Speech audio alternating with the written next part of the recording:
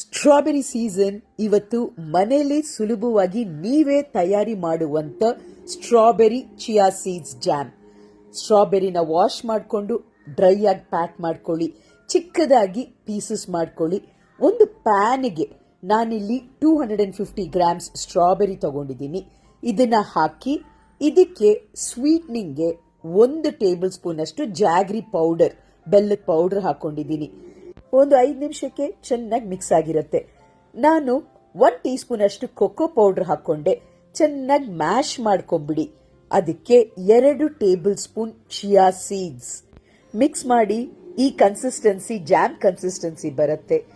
PAN of ಮಾಡಿ ಲಾಸ್ಟ್ಗೆ 1 tea spoon ನಿಂಬೆ ಹಣ್ಣಿನ ರಸ. ಅಷ್ಟೇ, ನಮ್ಮ strawberry chia seeds jam ready. 10ರಿಂದ 12 ದಿವಸಕ್ಕೆ ಫ್ರಿಡ್ಜ್ ಅಲ್ಲಿ ಸ್ಟೋರ್ ಮಾಡಿ ಆರಾಮಾಗಿ ಬಳಸಬಹುದು. ಈ ಜಾಮ್ನ ಬ್ರೆಡ್ಗೆ, ಐಸ್ ಕ್ರೀಮ್ ಜೊತೆ ಮಿಕ್ಸ್ ಮಾಡಬಹುದು ಅಥವಾ ಚಪಾತಿಗೆ ಸ್ಪ್ರೆಡ್ ಮಾಡಿ ಮಕ್ಕಳಿಗೆ ಕೊಡಬಹುದು. ಸಖತ್ ಹೆಲ್ತಿ, ಸಖತ್ ಟೇಸ್ಟಿ. ಟ್ರೈ ಮಾಡಿ.